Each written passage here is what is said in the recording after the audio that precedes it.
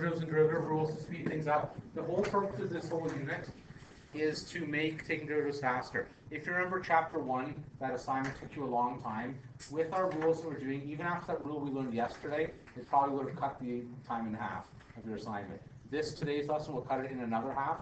On Monday's lesson we'll cut it in half again, and by the end of it we'll do the assignment in 5 minutes, okay? So, and that's how long Michael did it when he was doing solutions for me, okay? So, we'll go through this. Now, this one we didn't get to decimals and fractions and all that stuff. That's why I want this one to have a decimal in it. Can someone be brave and tell me how to do a derivative, a polynomial derivative like that?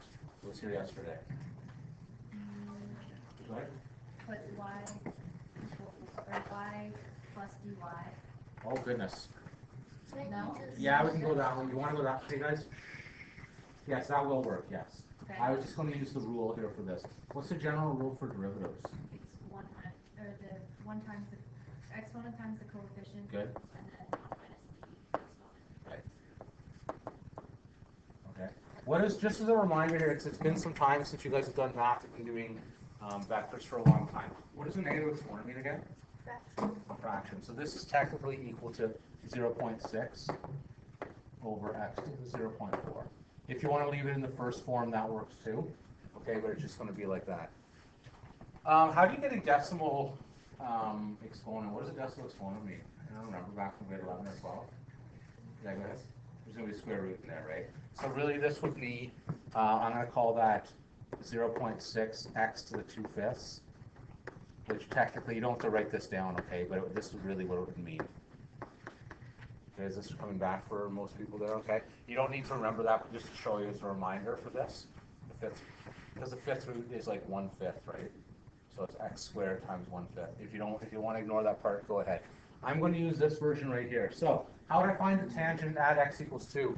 How would I find that?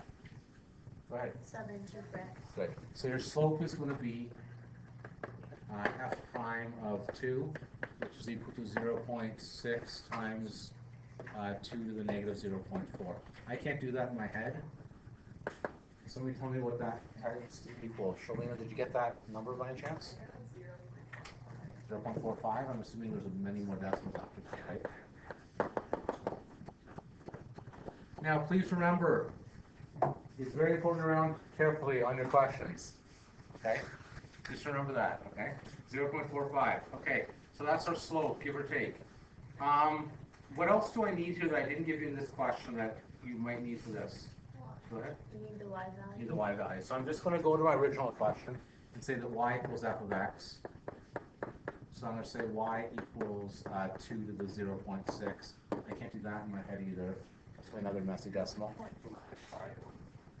1.515 dot dot dot.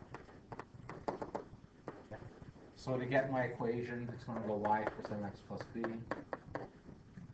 1.515 dot dot equals 0.45 dot dot dot times 2 plus b. Does anyone get an answer for b? 0.62-ish. I'll say then therefore y equals 0.45 x plus 0.62. Okay. We're going to get more into visual. It's hard to visualize this stuff right now, but we're going to get to graphing this stuff very, very soon. Okay, so okay, Matt, don't make that scrunched up face. Okay, we'll get into graphing. When you signed up for calculus, you didn't expect to graph. Shame on you. Okay, because like math and graphing sort of go hand in hand. Okay, so graphing in calculus is so much nicer. Do you remember the pain and suffering you went through in advanced functions? None of that will happen in calculus. It's all beautiful. Everything is nice, okay? At least I think so. That's why I teach the course. Okay, 20b comes first. Then we'll do 22a, and then we'll continue. So 20b says, determine an equation for the normal of f of x equals 2. Okay, so they even drew a picture here to help out here, which if you would have continued reading, because who was asking? Ben was asking this one. Ben was saying, it said determine an equation for the normal. He wasn't sure what a normal was. Now I explained it to him, he said, oh yeah, no problem. But now that I'm looking at this, I'm going to say shame on Ben, because if you continue reading the question, it says connections. A normal to a curve at a point x, y is a line perpendicular to and intersecting the curve's tangent at that point. Okay? So what does that mean? That's true. Okay, but all it means that your slope is going to be perpendicular to that, okay? So I'll do the question first of all. So we're going to say f of x, it wasn't just him. C wasn't the one who actually wrote 20b on the board. So I'm going to say f of x is equal to negative 2x cubed plus 5x squared minus x plus 3.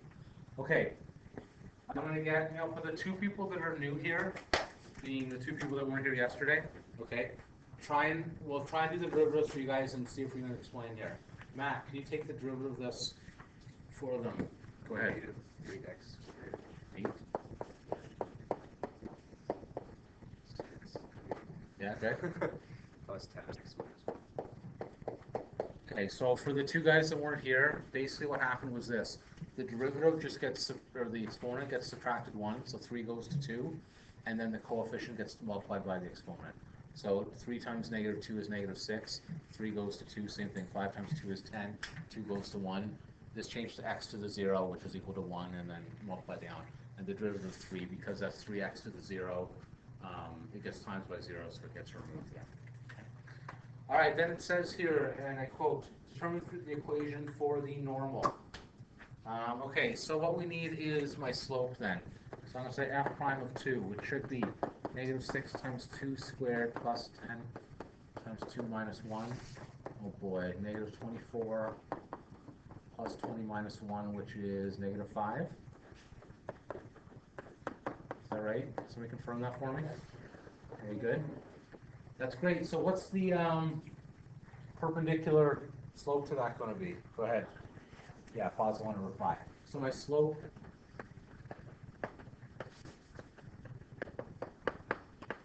okay, x equals 2. What does y equal? Y equals f of 2. Which I can't do in my head. Does somebody want to work that for me? I can't do that in my head. How much? 5 works out 2? Okay. So I'm going to do y equals mx plus b. 5 equals 1/5 times 2 plus b. What is that? 25, 23 over 5 equals b. If I'm going too quickly, I'm going to slow down here. I'm too excited.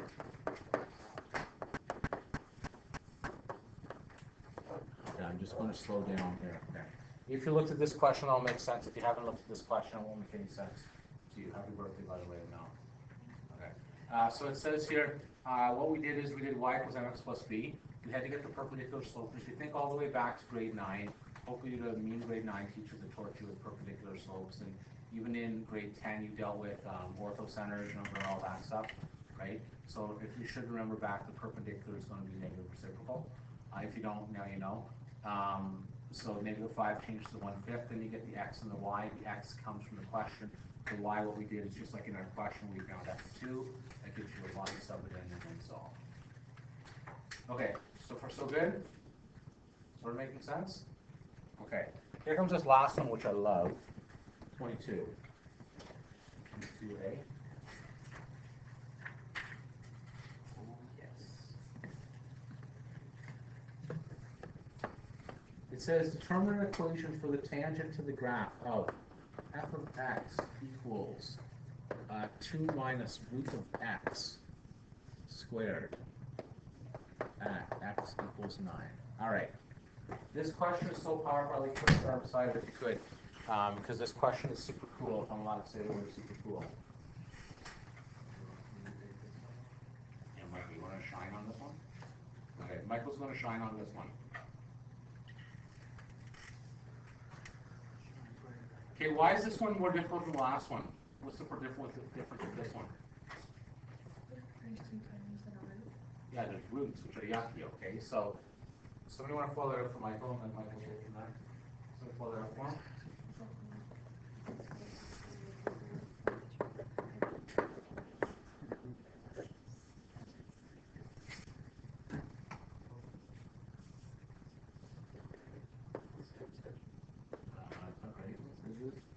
Because it'd be 2. I think it's 4. I think it would just be 4. Okay, what's root x times, what's negative root x times negative root x? It's positive x. Okay, now this is, sorry, Michael, can you explain to the class or ask me to tell you what the square root of x means? Does anybody know what the square root of x is? What does the square root of x mean? Thank you.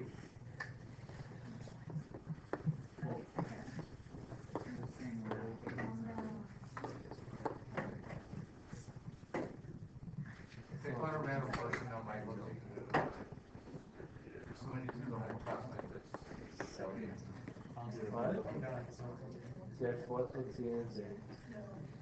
Okay, so it would be negative 2x power of negative 1 plus 1.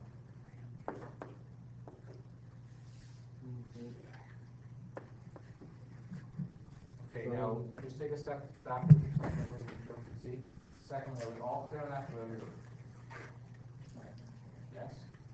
Because this is the type of thing that we're going to get into things that are 100 times worse than this.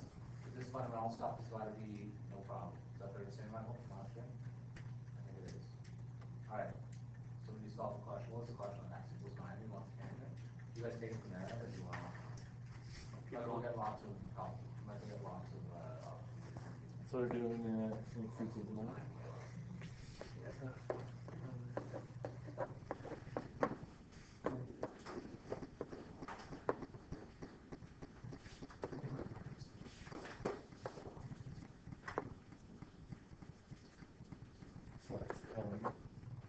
Or we just find the equation of the tangent. Hold on, that's negative 2/3 plus 1, so that's 1/3.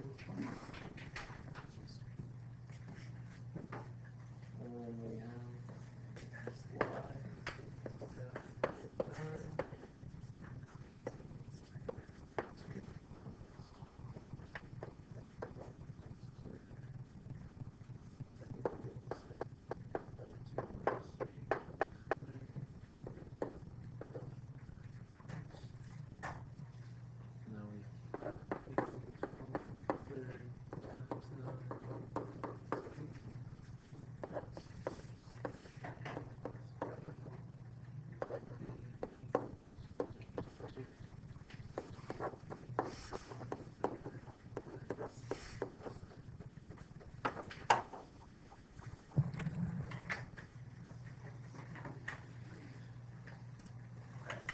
Now, I don't know what's just think of what we actually did there. You know what the graph minus 3x squared looks like? It looks awful, that's what it looks like, okay? And we instantly found with calculus, the tangent's going to be very easily. And I tried to do my tangents naturally, because there's no lot less in this classroom.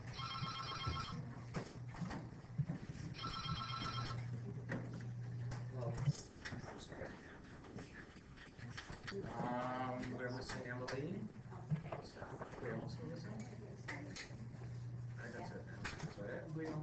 We're missing Mr. Sadler.